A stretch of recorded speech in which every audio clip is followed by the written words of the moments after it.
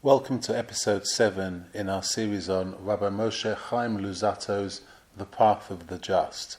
And in the last episode, we completed this step of vigilance, dealing with vigilance.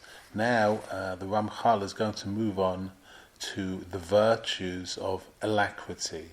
And what does alacrity mean? It means zealousness or zeal, or how I prefer to translate it as vigor.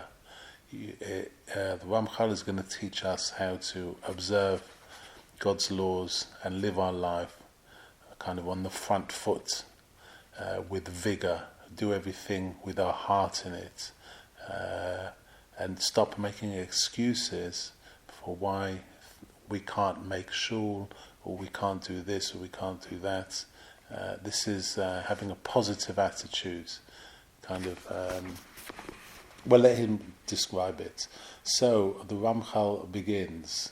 He describes first of all the nature of vigor or alacrity, and why it follows in this book, why it follows the virtue of vigilance. So the Ramchal begins.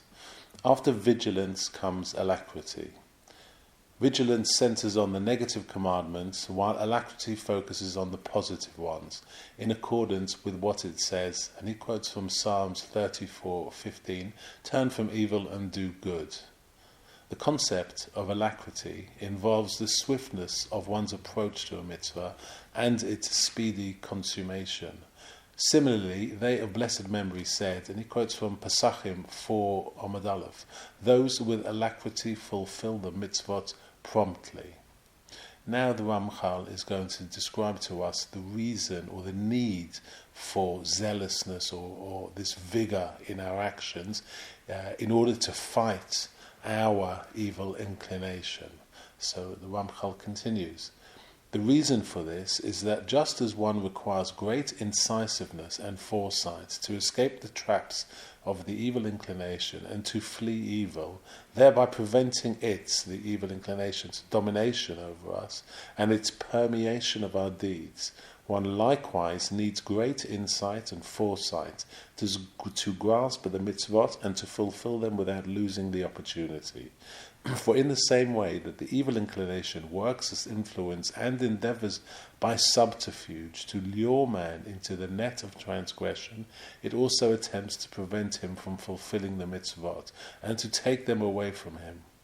If one becomes lax and indolent and does not act rigorously in pursuing them and in holding on to them, he will find himself empty and devoid of them. Notice how human nature is characterized by lethargy, since the physical element of dust from which man has been formed is coarse. For this reason, man is not at all enthusiastic about effort and work. To be able to serve the Creator, a person must overcome his own nature, and he must do it with alacrity or vigor.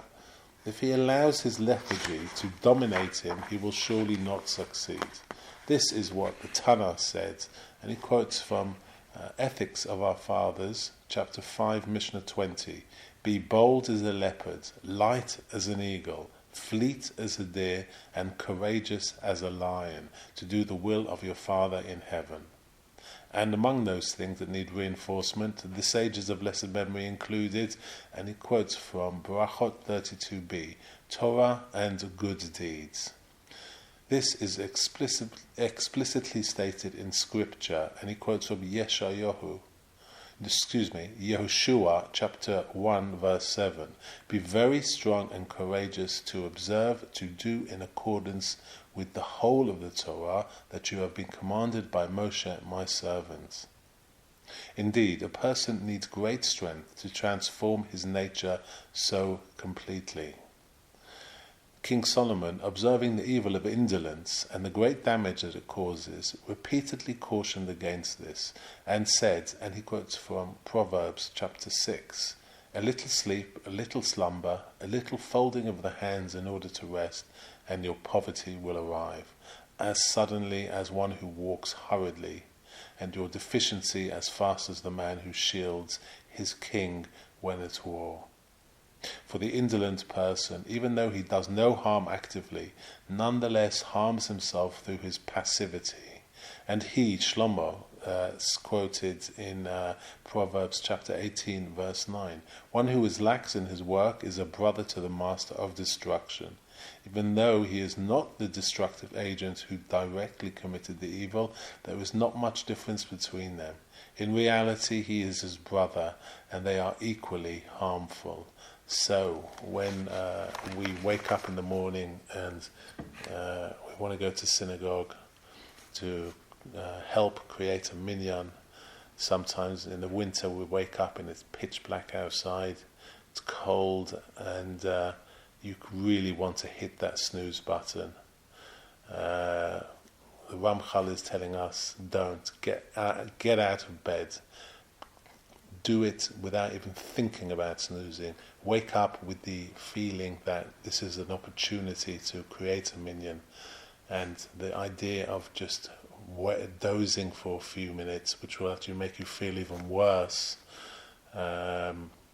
doesn't come into your mind. You have to have this mindset that when you open your eyes in the morning, that not that you focus on your tiredness, but you focus on the day ahead and the opportunities you have to do something to benefit your soul and benefit God ultimately. And now the Ramchal will describe the person who hits the snooze button, so to speak, how his deteriorating situation will develop. So the Ramchal continues, probing further into the ills of the indolent. He, referring to King Solomon, depicted what occurs and emerges daily before our eyes. And he quotes from Proverbs chapter 24.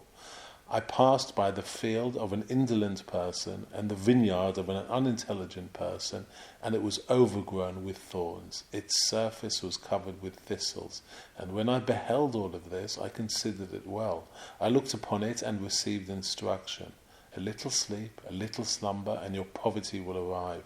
But aside from the simple meanings of this, which set out the truth about what happens to the field of a person who is idle, our sages of blessed memory explained this matter with a beautiful Midrash. This is what they said, and he quotes from Yalkut Shimoni on Mishle, Remez 961, and I quote, and it was overgrown with thorns, refers to one who seeks the interpretation of a Torah passage and does not find it. Its surface was covered, means that when he has not toiled over them, words of Torah, he sits in judgment and declares the pure to be impure and the impure to be pure, thereby undermining the enactments of Torah scholars.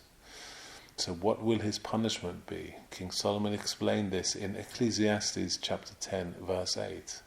And one who breaches a fence will be bitten by a snake. This means that an indolent person's ills do not occur all at once, but gradually, without his knowledge and awareness, for he is drawn from one ill to the next, until he finds himself drowning in the ultimate evil. Initially, he merely cuts down on his efforts, and this is a negative effect on his Torah learning. And because of this deficiency, he will find that comprehension will elude him in his subsequent learning. If his ills would only end here, it would be bad enough. However, they get progressively worse. In his desire, nonetheless, to clarify a passage and a particular chapter, he will adduce views that go against the halakha, and he will become corrupt, and the truth will pervert it. He will violate the rabbinic decrees and undermine their enactments, and his end, like all those who breach fences, will be destruction. King Solomon said in Proverbs 24 verse 32, and when I beheld all of this, I considered it well. I contemplated this matter, and I realized the magnitude of evil within it.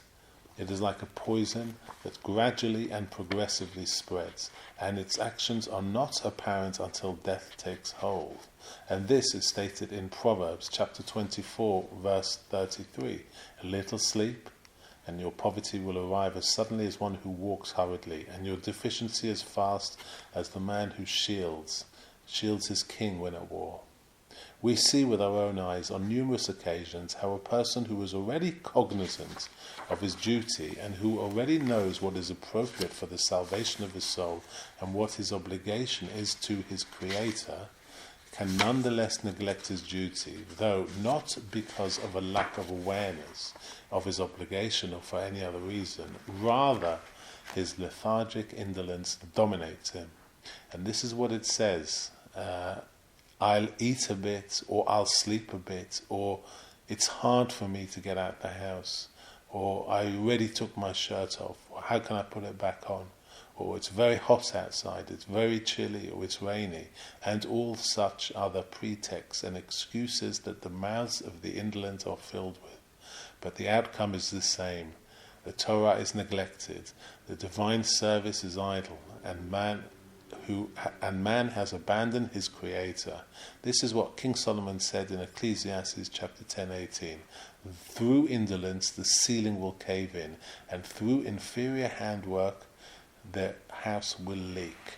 So the Ramchal is describing the gradual effects of laziness, like he describes the overgrown garden or vineyard or field.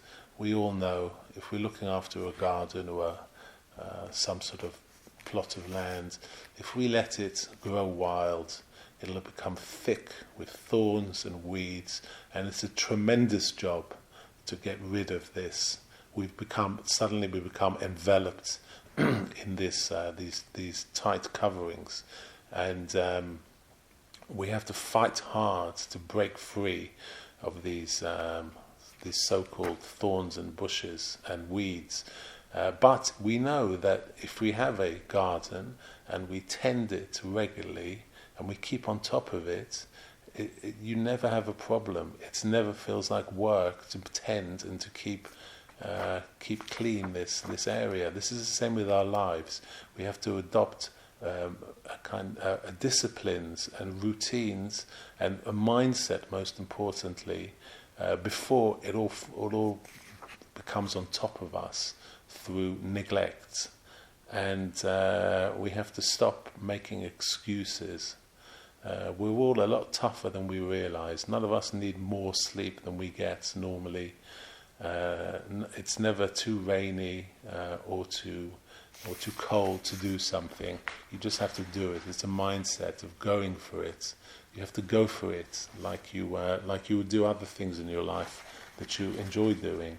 And the Ramchal continues. Now we're going to discuss how the indolent person relies on faulty logic to justify himself and his own attitudes. So the Ramchal again continues. However, if you question the indolent person, he will answer you with numerous quotations from the sages and from Scripture, and with intellectual arguments that permit him, in accordance with his faulty reasoning, to be lenient and allow him the comfort of his indolence. Yet he fails to see that these arguments and explanations are not derived through balanced reasoning.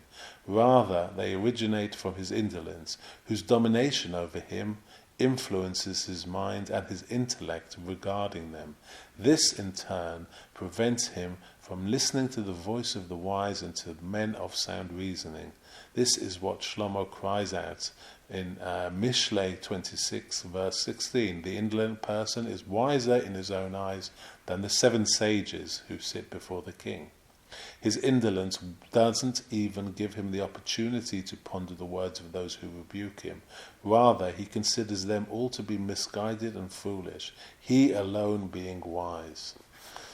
You should also know that there is a very important and tested rule that relates to abstinence. Every leniency needs to be examined. Although it may appear reasonable and sound, the chances are that the machinations of the evil inclination are behind it. Therefore, one must subject it to many analyses and investigation. If it passes all these tests, then surely it is good. So in summation, a person needs great reinforcement to strengthen himself and to persevere with vigor in the fulfillment of the mitzvot. This will be accomplished when he throws off the lethargic indolence that restrains him. Note also that the angels were extolled for this positive virtue, as it says about them in Psalms 103 verse 20, those courageous in strength who do his bidding, to obey the voice of his word. And it says in Yecheskel chapter 1 verse 14, and the creatures, referring to angels, run back and forth like the streaks of lightning. And although a person is just a person and not an angel, and he cannot attain the level of angelic valor, he should try his best to bring himself closer to the elevation of the angels, as David HaMelech, ever grateful for his portion, says in Tehillim 119:60, I hasten and I did not delay to keep your mitzvot. So that concludes this chapter number 6, and we are reminded to put our heart into everything that we do.